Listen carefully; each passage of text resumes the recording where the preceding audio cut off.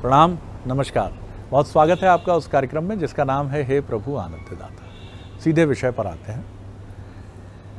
जीवन में सहोदर भाव और मित्र भाव, ये दो भाव ऐसे हैं जो संकट में पड़े व्यक्ति के लिए अमृत संजीवनी है। अब आप देखिए, सीधे शुरू करते हैं प्रभु श्री राम के ही समय से। क्या भाई हैं राम, भरत, लक्ष्मण, शत्रुघ्न। शत्रुघ्न तो अपेक्षाकृत उतने परिदृश्य में नहीं है, लेकिन उनका भाव अद्भुत है। भरत, लक्ष्मण और राम, अंग्रेजी में कहूँ तो इन तीनों की बॉन्डिंग जो है, बाप रे बाप, अद्भुत है।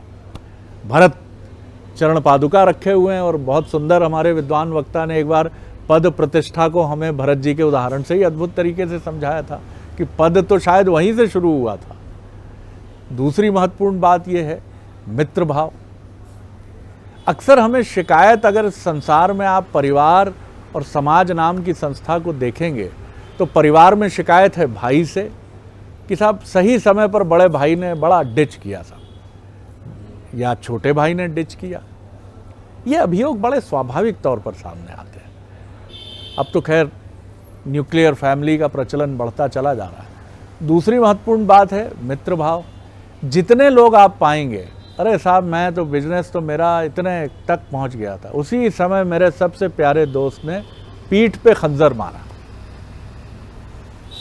आखिर हम दोस्त चुनने में गलती कर रहे हैं, भ्रातृत्व भाव को समझने में त्रुटि कर रहे हैं, या नाते रिश्तों के समीकरण में हम इतने कारोबारी हो गए हैं, व्यापारी हो गए हैं कि हमें सारी चीज़ें सिर्फ एक व्यापार दिखती हैं। लेकिन दोषी कोई है या हम ही हैं सबसे बड़े दोषी। ना आज कृष्ण नजर आते हैं, कृष्ण और सुदामा जैसी मित्रता है, और न ही राम, लक्ष्मण, भरत, शत्रुघ्न जैसा भातृभाव है। क्या कारण है इसका? हम सब ढूंढ रहे हैं। ऐसा लगता है रेगिस्तान में किसी प्यासे की तरह भटक रहे हैं कि हे भाई हाथ बढ़ा देना, हे मित्र जब गिरूं तो संभाल लेना। लेकिन अक्सर हम यही कहते हैं कि गिरते समय तो और ठोकर मारी गई मुझे। जैसे रावण ने विभीषण की छाती पर प्रहार किया था, ऐसे ही मेरे भाई ने मुझे प्रहार किया, मेरे मित्र ने मेरे पीठ पर खंजर मारा। क्या है इन सब का गणित? व्यवहार में भी, अध्यात्म में भी। चलेंगे हमारे विद्वान वक्ता प्रोफेसर डॉक्टर सुरेंद्र बिहारी गोस्वामी जी के समक्ष। प्रणाम कर रहा हूँ गोस्वामी जी। आज आपने ऐसे विषय पर चर्चा चिंतन किया है जिसके अलग अलग भागों पर अपन ने कई अवसरों पर अलग अलग रूप में चर्चा की है। लेकिन चूंकि आपके चिंतन में ये बात आई है तो हम इसका एक दूसरा स्वरूप भी प्रस्तुत करना चाहते हैं। आपके दो शब्द देखिए, सहोदर और मित्र। सहोदर और मित्र। सहोदर का अर्थ होता है सगे भाई, एक ही उदर में जिनकी उत्पत्ति हुई है, एक ही गर्भ से आए हैं, जिनके लिए राम ने लक्ष्मण के लिए शब्द का उपयोग किया था कि सुत बितनार कुटुंब परिवारा मिलई जाई सब 12 और उठाओ तात बोलो कछु बाता और फिर ना मिले सहोदर भ्राता। वहाँ वो प्रलाप करते हुए सीता तक की कांक्षा को त्याग करते हैं। मुझे सीता नहीं चाहिए, मुझे जय नहीं चाहिए, मुझे अयोध्या नहीं चाहिए, संसार में सब कुछ बार बार मिल जाएगा, लेकिन एक पेट के दो गोले साथ में नहीं मिल पाएंगे। भावुक हो गए थे वो, बार बार चिल्ला रहे थे कि हे लखन उठो उठो, क्योंकि लखन उनके मित्र भी थे। क्या बात है! लक्ष्मण, भरत, शत्रुघ्न, तो ले गए राम, ये उनके मित्र भी हैं। वेदों की वैदिक परिभाषा देते हुए, रामायण की अनेकों अनेक मीमांसा करते हुए लोगों ने कहा था कि राम यदि ध्वज की तरह हैं तो उसमें दंड तो लखन है। बहुत सुंदर। दंड तो लखन है। तो बड़े भाई की ध्वज पताका को लेकर ये चार दंड हमेशा चार दिशाओं में चौतरफा खड़े रहते हैं कि बड़े भाई हैं। लेकिन अब सवाल ये है कि सहोदर का मित्र होना आवश्यक है। तो मित्र कौन? सहोदर का मित्र होना बहुत आवश्यक है। इसके लिए हमारे यहाँ भक्ति बनाई गई है, साख्य भक्ति, जिसके लिए बहुत सुंदरतम उदाहरण अपन सुदामा जी के चरित्र पर बहुत चिंतन कर चुके हैं। मित्र भाव में वो शक्ति है कि ब्रह्मा को भी आसक्त कर दे। ब्रह्मा मोह में आए परमात्मा की कृष्ण लीला में, तो परमात्मा के मित्र भाव को देखकर, सहोदर भाव को देखकर बड़ी अद्भुत घटना है श्रीमद् भागवत में। भगवान कृष्ण जो है वृंदावन की भूमि में गोचारण कर रहे हैं, छोटे छोटे नंदी गाय के बछड़ों को लेकर के अपने मित्रों के साथ घूमने जा रहे हैं। और जब उनको गायों के बछड़ों को चरा रहे हैं वो, तो ग्वाल बालों के साथ हैं और वहाँ उनको घास चरा रहे हैं, गोवर्धन की परिक्रमा कर रहे हैं। तब एक बड़ा अद्भुत दृश्य उपस्थित होता है जो नित्य होता था। सुदामा को तो हमने इस रूप में चिन्हित करके रख लिया कि वो कितने अद्भुत थे, कृष्ण के साथ पढ़े और उनकी कितनी अच्छी मित्रता थी, लेकिन उन बाल सखाओं का चिंतन हम कभी नहीं करते जो नित्य कृष्ण के साथ खेले। कैसे खेले होंगे, कैसी प्रीति रही होगी उसमें। कैसी प्रीति रही। वो तो राजरानी हैं, ब्रज की यशोदा मैया बैठी हुई हैं, राजा के पुत्र हैं वहाँ के कृष्ण। उनका स्वभाव भी राजसी होना चाहिए ना। वो तो पदत्राण भी नहीं पहनते, वो तो सिले हुए कपड़े भी नहीं पहनते, लकुटी कमरिया लगाकर उनके साथ ही निकलते हैं उन्हीं ग्वाल बालों के यहाँ जो उनके यहाँ सेवाधारी भी हैं, जो उनके यहाँ गोचारण का काम भी कर रहे हैं, जो वहाँ गोदोहन का भी काम कर रहे हैं, जो खेती बाड़ी कर रहे हैं, जो गरीब हैं, जो निर्धन हैं, जिनकी धन की माया नहीं है, जिनके यहाँ इस स्थिति के बाद भी कृष्ण माखन चुराने जा रहे हैं। तो उन बच्चों के साथ कैसे रहे कृष्ण। सहोदर और मित्रता को देखिए। सुदामा जी हैं, मंगल हैं, नाना प्रकार के मित्रों के, कई मित्रों के नाम वहाँ वर्णित हैं। अब उनके बीच चारों सब लोग घेर कर बैठ गए और वहीं सारी गायों के बछड़े भी वहाँ चारों तरफ बैठे हुए हैं। भगवान बांसुरी बजा रहे हैं और सब उनको एक अपलक देख रहे हैं अपने मित्र को पास में आके। भूख लगी सबको, उनने कहा कनु हमें भूख लगी, अब हमको कुछ खाना है। तो सब ने अपना अपना जो है वो जो बांध के रखी पुटलिया, आज के शब्दों में टिफिन, वो खोला। जब सब ने खोला तो देखिए कृष्ण के टिफिन में क्या ना रखा होगा। मैया ने घी से सना हुआ चावल रखा है कृष्ण के, उसमें सुंदर माखन मिश्री रखी हुई है, मिष्ठान रखे हुए हैं। तो कोई अपनी टोकरी में जो है सूखी रोटी भी लेकर आया, कोई भाजी की सब्जी भी लेकर आया है। कृष्ण सबको पास बुला रहे हैं, तुम क्या लाए हो, तुम अपना खिलाओ, ये हमारा खाओ, तुम ये हमको खिलाओ, तुम्हारी चटनी अच्छी है हमें खिलाओ। ये सहोदर स्वरूप परमात्मा का देखिए। जब देखा ऊपर से तो देवता समेत ब्रह्मा जी को मोह हो गया कि त्रिलोक के स्वामी ऐसा रहते हैं संसार में, तीनों लोक के स्वामी। तो देखने आए, उनको लगा ये तो परमात्मा नहीं हो सकता। परमात्मा क्या कर रहे हैं, बाएं हाथ में उन्होंने वो अपने अचार, मिर्ची और चटनी इत्यादि फंसा रखी है और उसी में चावल रखा हुआ है घी से मिश्रित, अपने जो पोटली का सामान है और निकाल निकाल के खिला रहे हैं। तुम खाओ सुदामा जी, और फिर खुद भी खा रहे हैं, तुम खाओ मंगला जी, और फिर खुद भी खा रहे हैं। ये परमात्मा के भाव है वहाँ पर। वो सहोदर नहीं है लेकिन भ्राता है, वो मित्र हैं परमात्मा के। मित्र अभेद जो रहता है वो मित्र होता है। क्या बात है, वाह। वहाँ मन के तीनों तापों का जो हरण कर लेता है वो मित्र होता है। वाह, त्रिताप का जो हरण, जिससे आप दुनिया की किसी भी प्रकार की मंत्रणा कर सकते हो, वो मित्र है। वाह, क्या परिभाषा दी। आप समझिए, मंत्र मित्रता से ही बना हुआ शब्द है। मंत्रणा, मंत्र से निकला हुआ। गुप्त मंत्र वो है जो गुप्त है, अत्यंत गुप्त बात भी जिनके साथ आप कर सकते हैं, जो भेद ना हो अभेद, वो मित्र है। वो दोस्त नहीं होता, वो फ्रेंड नहीं होता, वो यार नहीं होता, यार मित्र होता है, मित्र होता। तो जब वो स्वरूप देखा परमात्मा का तो ब्रह्मा जी ने उनकी परीक्षा लेने के लिए मोहासक्त हो गए। बोले ये तो परमेश्वर हो ही नहीं सकता है, तो संसार का रमा हुआ प्राणी। तो सब ग्वाल बालों को एक एक करके, परमात्मा तो बांसुरी बजाने में ध्यान मग्न हो गए। उनको लग गया कि आज ब्रह्मा जी को मोह ने घेर लिया है, आंख बंद करके बांसुरी बजा रहे हैं। ब्रह्मा जी ने सबसे पहले ग्वाल बालों को उठाकर वहाँ से जो है वो वहाँ भेज दिया, गुफा में छुपा दिया ब्रह्मा जी ने। फिर उन्होंने एक एक गाय के बछड़ों को भी जो है वो उठा करके और उसी गुफा में छुपा दिया, मूर्छित करके। परमात्मा का ध्यान आया, परमात्मा ने देखा तो समझ गए आज ब्रह्मा जी ने कोई ना कोई चमत्कार किया है। उस दिन परमात्मा ने ऐसी साख्य भक्ति के प्रति प्रीति दिखाई कि जितने ग्वाल बाल थे परमात्मा ने उतने स्वरूप अपने धारण कर लिए, वही ग्वाल बाल बन गए। जिस गाय के जैसे बछड़े थे परमात्मा ने वही स्वरूप धारण कर लिया, परमात्मा बछड़े भी बन गए उस गाय के। जिसकी कमीज में जहां सिलाई थी, जिसकी कमीज जहां से छोटी थी, वो वैसी मैली और वैसी परमात्मा बन गए वहां पर। और उस दिन जब ब्रज में लौटे परमात्मा गोचारण करके, ग्वाल बालों को लेकर वत्सपाल जब वहाँ से लौटे हैं परमात्मा बांसुरी बजाते हुए, सुंदर मोर मुकुट धारण करते हुए, तो गायों ने अपने जिस खूंटे से वो बंधी थी उसकी रस्सी तोड़ के दौड़ी। क्यों? उनने देखा कि आज परमात्मा बछड़ा बन के आ गए। प्रत्येक गाय का बछड़ा परमात्मा थे। वाह वाह वाह। जब गोपिकाओं ने अपने अपने पुत्रों को गले से लगाया तो उस दिन ऐसी अनुभूति हुई, क्योंकि तब परमात्मा सहोदर हो गए थे। जब आत्मा परमात्मा में समाहित हो जाती है तब सहोदर होते हैं। अरे वाह वाह, ध्यान रखिएगा, वाह। वो सहोदर स्वरूप में हो गए थे। तो जो लोग अपने सहोदर के साथ मित्र भाव नहीं रखते, भेद रखते हैं, उनकी बड़ी दुर्दशा होती है। हो। कालिदास जी ने बड़ा सुंदर वृतांत प्रस्तुत किया है। राजा भोज के काल में है कालिदास जी। राजा भोज कालिदास को बड़ा मानते हैं। कालिदास जी बहुमुखी प्रतिभा है, शारदा की साक्षात कृपा है। लेखनी में, वक्तृत्व में दुनिया की कोई भी विधा उनसे वंचित नहीं। ये बहुत कम लोग जानते होंगे। कालिदास विरचित कथा ही मैं आपको बता रहा हूँ जी।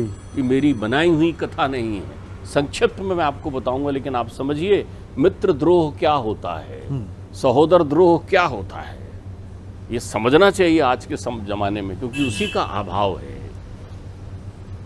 तो वो बैठे हुए थे, अचानक कालिदास से उन्होंने कहा, मेरी जो इतनी प्रभुता है चारों तरफ, मेरा जो साम्राज्य इतना फैला है, क्या आप बता सकते हैं ये किसके भाग्य से और किस कारण से है?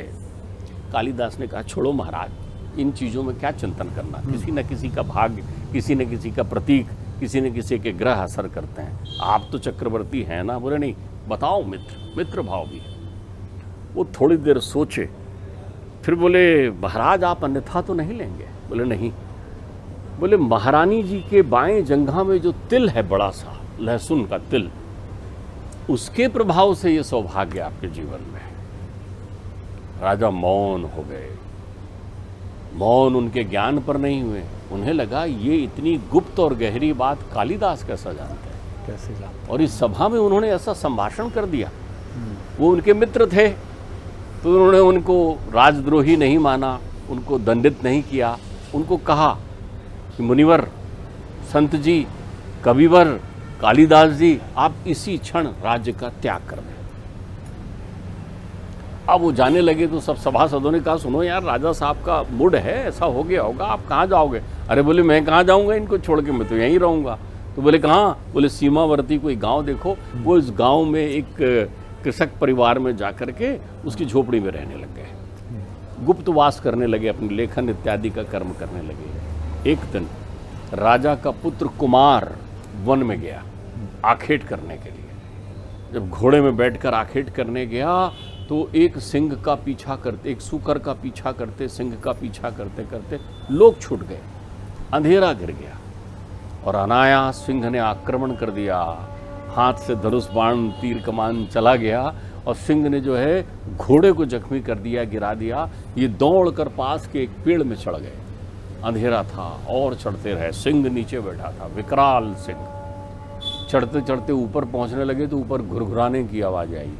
देखा तो वहाँ एक विशाल भालू पहले से बैठा हुआ है। नीचे सिंह है, ऊपर भालू है। कुमार कहते हैं, भाई मित्र, मैं राजपुत्र हूँ और मेरी मदद करो। नीचे सिंह है। तो वो भालू भी उन्हीं की भाषा में बात करता है कि चिंता ना करो राजकुमार, मैं भी उसी के भय से ऊपर बैठा हूँ, आप तो चले आओ। अब वहाँ राजकुमार और वो भालू रीछ दोनों जो हैं वहाँ मिलकर एक ही डाल पर बैठते हैं। रात्रि बीतने लगती है, नींद आने लगती है। नीचे सिंह है तो नींद के झोंके में राजकुमार नीचे गिरने लगते हैं। वो उन्हें पकड़ता है, उनसे कहता है, ऐसा करते हैं, बारी बारी से जागते हैं और एक सोता है, एक जागते हैं, आप सो जाइए। उसे वो अपनी गोद में सुला लेता है। जब रात के 2 पहर बीतते हैं तो वो उनको जगाता है, उठो राजकुमार, अब मैं सोऊंगा। और बोले सुनो, नीचे सिंह बैठा है, वो कुछ अटपटी बात करे तो ध्यान ना देना। और वो अपनी राजकुमार के अपने पैर में सिरहाना बनाकर वो भी सो जाता है वहाँ भालू चिपक के डाल में। अब नीचे से सिंह कहता है, अरे भाई राजकुमार, कब तक वहाँ ऊपर बैठे रहोगे? तुम राजकुल के हो, जाओ बढ़िया आराम से राज सत्ता संभालो, राज करो, मेरा तो काम मैं वन का राजा हूँ। बोले ये जो तुम्हारी गोद में सो रहा है इसे नीचे गिरा दो, मैं भूखा हूँ, इसको खा लूँगा, चले जाऊँगा, तुमको जाने दूँगा। राजकुमार देखता है कि बात तो सही कह रहा है। वो सहोदर कहता है, वो मित्र कहता है, उसकी अनुभूति नहीं है उसे।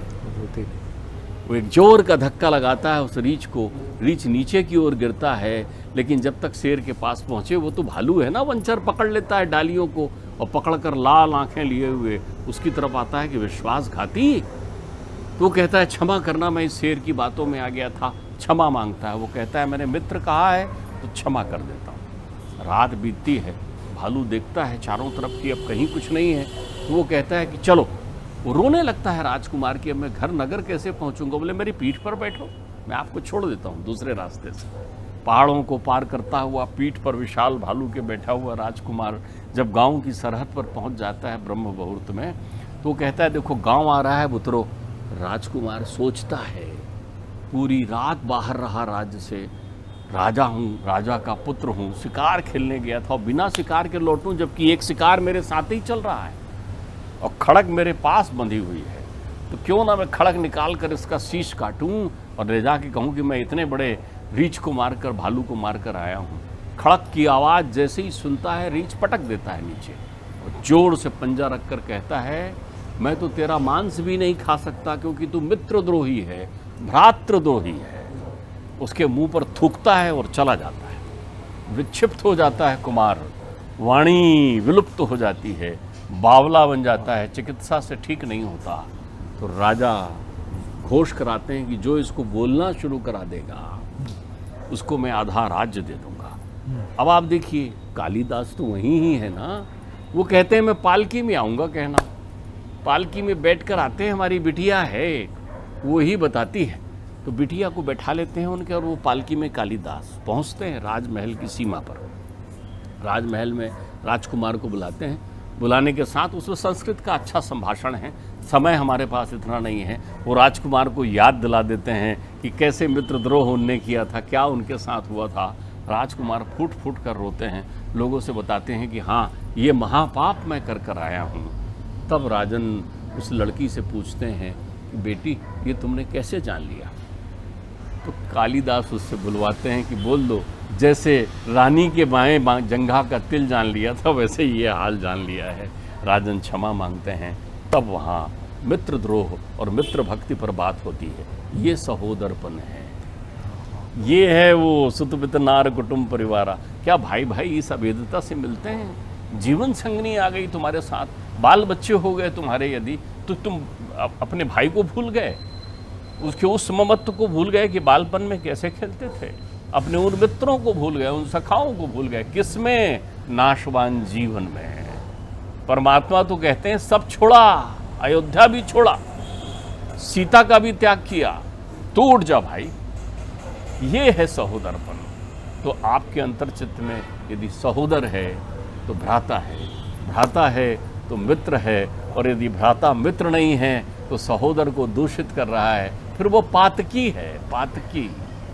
बहुत सुंदर है डॉक्टर साहब, और आज मैं क्या कहूँ, आप भाव की ऐसी भूमि पर हमें ले जाते हैं कि कभी मैं अपने को सतयुग में पाता हूँ और ऐसा लगता है कि युद्ध भूमि में वेदना से भरे राम की पीड़ा को देख रहा हूँ। आप दृश्य खींच देते हैं, और आपकी ये कथा तो मैं चल रहा था उस राजकुमार के साथ, उस पेड़ के नीचे बैठे सिंह को देख रहा था, उस भालू की वेदना से जुड़ रहा था, और उसी वेदना के साथ मैं याद कर रहा था कि कब मेरी आंखों में आंसू आए अपने किसी बाल सखा को लेकर, कब मेरी आंखों में आंसू आए अपने बड़े भाई और अपने छोटे भाई के साथ क्रिकेट खेलने को लेकर, जब हम बड़े भाई से मनुहार करते थे और छोटे भाई के साथ चीट करते थे, अगर आउट नहीं हूँ मैं, बॉलिंग करूँ, और बड़ा भाई देख के मुस्कुराता था कि छोटा है,